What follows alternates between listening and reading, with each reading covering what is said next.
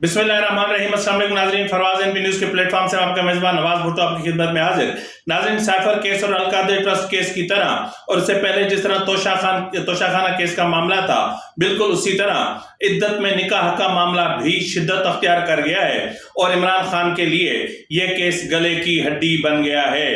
अब इसका इम्कान उसी वक्त जाहिर हो गया था जब पहली दरख्वास्त टेक्निकल बुनियादों पर वापस लेने की दरख्वास्त दायर की गई थी और उसके बाद यह सोचा जा रहा था कि शायद ये दरख्वास्त किसी और फोरम पर चली जाएगी, लेकिन अनफॉर्चुनेटली ऐसा नहीं हुआ और ये दरख्वास्त उस वक्त वापस ले ली गई।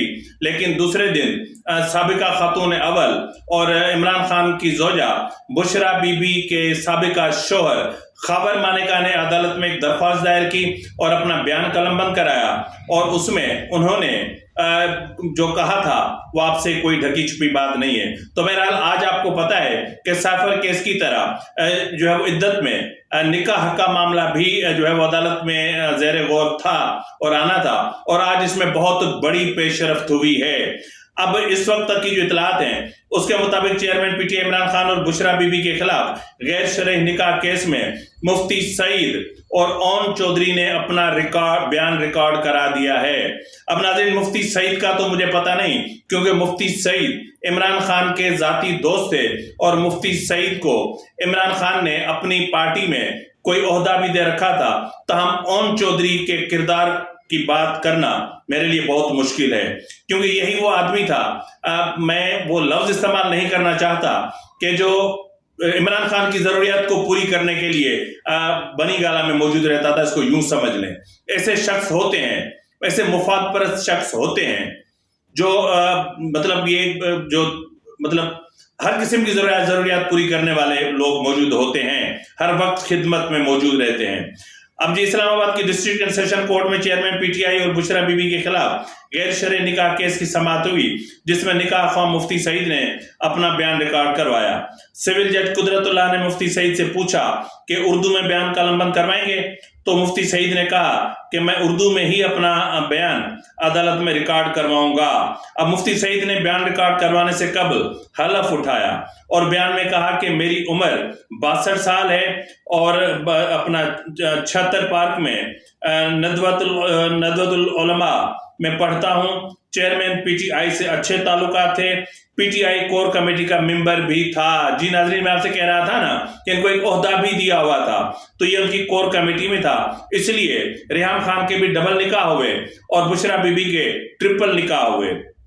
1 जनवरी 2018 को चेयरमैन पीटीआई ने मुझसे रब्ता किया और कहा कि बुशरा बीबी से लाहौर जाकर निकाह पढ़वाना है।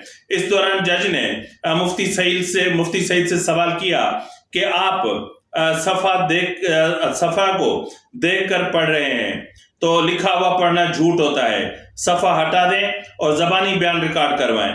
मुफ्ती सईद ने दोबारा बयान रिकॉर्ड करवाते हुए कहा कि चेयरमैन पीटीआई के कहने पर मैं डिफेंस लाहौर गया और लाहौर में बहुत लोग थे, बुशरा बीबी की बहनें भी थीं और उनकी बहन से पूछा कि क्या निकाह के शरई लवाजमात पूरे हैं, तो खुद को बुशरा बीबी की बहन जाहिर करने वाली खातून यानी फरा गोगी ने कहा कि निकाह पढ़ाया जा सकता है। अदालत ने सवाल किया कि इद्दत के हवाले से आपने बुशरा बीबी से खुद क्यों नहीं पूछा, तो इस पर मुफ्ती सईद ने कहा कि हमारे यहाँ खातून से ऐसा कुछ पूछा नहीं जाता। बुशरा बीबी और चेयरमैन पीटीआई का निकाह मैंने पढ़ा दिया। निकाह पढ़ाने के बाद इमरान खान और बुशरा बीबी बनी गाला में रिहाइश पजीर हो गए।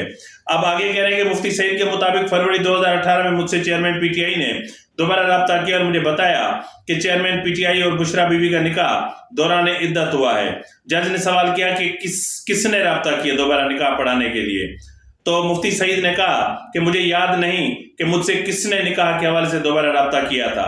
ओन चौधरी ने अपना बयान रिकॉर्ड कराते हुए कहा कि इमरान खान का करीबी दोस्त हूँ और जो है वो मेरे सामने मुफ्ती सईद ने बुशरा बीबी से पूछा तो बुशरा बीबी ने बताया कि मुझे तलाक हो चुकी है, शरई लवाजमात पूरे हैं, लिहाजा निकाह पढ़ाया जाए। ओन चौधरी के मुताबिक मीडिया पर आ गया कि चेयरमैन पीटीआई की बुशरा बीबी से शादी हो चुकी। मीडिया पर मालूम हुआ कि दौरान इद्दत निकाह हुआ تو ہم نے خاموشی اختیار کی اور عمران اور بشرا بی بی کا فروری میں دوبارہ نکاح پڑھایا گیا۔ میڈیا پر شور مچا کے دوران عدت نکاح ہوا۔ چیئرمین پی ٹی آئی نے کہا کہ خاموش رہیں، عدت پوری ہونے پر دوبارہ نکاح کر لیں گے۔ اون چودھری نے مزید کہا کہ بشرا بی بی نے مجھے بتایا کہ عدت اپنا یعنی جو 14 سے 18 فروری کے درمیان پوری ہو رہی تھی۔ پھر دوسرا نکاح بنی گالہ میں فروری 2018 میں پڑھایا گیا۔ اس وقت میں موجود تھا۔ ان کے نکاح کی ریکارڈنگ بھی موجود ہے۔ میں اور زلفی بخاری دونوں دوسرے نکاح کے گواہ ہیں۔ انہوں نے کہا کہ chairman P T I Bushra be be سے شادی کرنا چاہتے تھے۔ انہوں نے مجھے کہا کہ بشرا سے نکاح ہوا تو وزیر اعظم بن جاؤں گا۔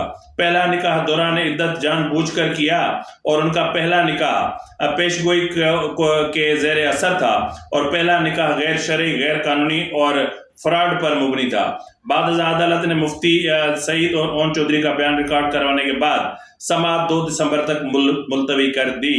اس پر کیس کے تیسرے گواہ محمد لطیف کو طلب کیا جائے گا۔ اب ناظرین، محمد لطیف وہ ہیں جس نے خاور مانیکا کے گھر میں عمران خان کو دھکے دے کر وہاں سے باہر نکالا تھا۔ ناظرین، میں آپ سے یہ مسلسل کہہ رہا تھا کہ یہ نکاح کا معاملہ، یہ عدت کا معاملہ عمران خان کے گلے میں پڑنے والا ہے۔ آپ کو یاد ہوگا کہ میں نے اس حوالے سے 2 پروگرامز کیے تھے اور ان پروگرامز میں پاکستان کے تمام بڑے مفتیوں کے اور تمام بڑے مکاتب فکر کے علماء کے فتوے میں نے اس میں مینشن کیے تھے، فتووں کے عکس دیے تھے اور ان کے فتویٰ نمبر جو تھے وہ میں نے آپ کو دیے تھے کہ یہ نکاح جو ہے وہ عدت کے دوران، ایک تو عدت کے دوران نکاح اور پھر عدت کے دوران نکاح کے بعد یعنی زوجین کا یعنی شوہر اور بیوی کا جو مبینہ شوہر اور بیوی ہوتے ہیں ان کا ساتھ رہنا جو ہے وہ غیر شرعی ہوتا ہے، یعنی وہ زنا کے زمرے میں آتا ہے، یعنی یوں کہہ لیں کہ زنا بالرضا کہہ لیں اس کو۔ اب دیکھتے ہیں کہ زنا بالرضا اور زنا بالجبر اس میں کہاں تک معاملہ ہے، لیکن عمران خان کے بنی گالہ میں تو ایک تو ہوتے تھے زنا بالرضا، ایک ہوتے تھے زنا بالجبر اور تیسرے ہوتے تھے زنا بے خبر، یعنی وہاں ہو بھی جاتے تھے اور آج تک کسی کو پتہ بھی نہیں چلا کہ بنی گالہ کے اندر کس کس کی عزتیں لوٹی گئیں، کس کس کو بے آبرو کیا گیا، کس کس کا دوپٹہ نوچا گیا، کس کس کی قمیض پھاڑی گئی۔ اب سننے میں تو یہ بھی آ رہا ہے کہ جس بنی گالہ میں انسان تو کیا جانور بھی محفوظ نہ ہو تو اس بنی گالہ میں انسانوں کا تو بسیرا نہیں ہوگا، البتہ جانوروں کا بسیرا ضرور ہوگا۔ تو اس لیے جب خاور مانیکا نے درخواست دائر کی تھی تو اس وقت بھی انہی جو ہے وہ خدشات کا اظہار کیا جا رہا تھا کہ یہ کیس عمران خان کے گلے کی ہڈی بن کے اور عمران خان کے سامنے آئے گا اور وہ آ گیا۔ اب دیکھتے ہیں کہ عدالت میں جو محمد لطیف ہے اس کا بیان انتہائی اہم ہوگا، وہی بتائے گا کہ عمران خان خاور مانیکا کے عدم موجودگی میں کب کب آتے تھے، کس کس وقت آتے تھے، کس کس وقت جاتے تھے، کتنا قیام کرتے تھے، کتنے ٹائم تک ان کے کمروں کے دروازے بند رہتے تھے، کب دروازے کھلتے تھے، اندر سے کوئی آوازیں بھی آتی تھی یا نہیں آتی تھی، یا جو بھی معاملات ہوتے تھے عمران خان وہاں کھانا بھی تناول فرمایا کرتے تھے یا پھر کچھ پیا بھی کرتے تھے یا کچھ جو بھی معاملات ہوں گے۔ ظاہر ہے کہ نوکر جو ہوتا ہے، گھر کا ملازم جو ہوتا ہے، اس سے کون سی چیز چھپی ہوئی ہوتی ہے؟ اس سے کوئی بھی چیز چھپی ہوئی نہیں ہوتی۔ تو اس کیس میں عمران اپنا خاور مانیکا کا جو نوکر ہے لطیف، وہ سارے کیس کو پلٹ دے گا، وہ سارے کیس کی کایا کو پلٹ دے گا۔ وہ عمران خان کو زنا کے زمرے میں لے جا کر اور بشرا بی بی کو کھڑا کر دے گا۔ یعنی عمران خان کے لیے یہ جو مصیبت ہے یہ بہت بڑی مصیبت ہے اور اس مصیبت سے نکلنا عمران خان کے لیے قطعی ناممکن ہو گیا ہے۔ اب دیکھتے ہیں کہ آگے چل کے کیا ہوتا ہے، کیونکہ خاور مانیکا بھی اپنا اسٹیٹمنٹ ریکارڈ کرا چکا ہے۔ تو اس حوالے سے جو ہے وہ اب کورٹ کی پروسیڈنگ جس طرف جا رہی ہے اس کو بھی دیکھ لیتے ہیں کہ کورٹ کا معاملہ کہاں تک پہنچتا ہے، کیا آؤٹ آف کورٹ سیٹلمنٹ ہوتی ہے، کیا بشرا خاور مانیکا کو منا پاتی ہیں، کیا بشرا بی بی عمران خان سے طلاق لے کر واپس خاور مانیکا کے پاس جاتی ہیں، کیا بشرا بی بی عمران خان کے خلاف وعدہ معاف گواہ بنتی ہیں، کیونکہ یہ سب کچھ جو بھی کچھ ہو رہا ہے یہ سب بشرا بی بی کو توڑنے کی کوشش ہے کہ وہ ٹوٹے اور عمران خان کے خلاف وعدہ معاف گواہ بن جائے اور وہ ٹوٹ جائے اور حقیقتیں بیان کر دے، کرپشن کے ریکارڈ، ثبوت، جو چیزیں ان سے ہوئی، فرا گوگی کی، عثمان بزدار کی، عمران خان کی، سب چیزیں سب چیزیں آ کے بتا دے کہ ملک ریاض سے کتنا لیا، کس بلڈر سے کتنا لیا، کس آفیسر سے کتنا لیا، کس کانٹریکٹر سے کتنا لیا. تو یہ چیزیں تبھی کھلیں گی جب جو ہے وہ اپنا حقیقتیں سامنے آئیں گی. اور ہر طریقے سے عمران خان پھنس چکے ہیں. اب دیکھتے ہیں کہ اس کیس میں آگے کیا ہوتا ہے. فی الوقت کے لیے اتنا ہی، ملتے ہیں اگلے پروگرام میں، تب تک اجازت دیجیے. فی امان اللہ.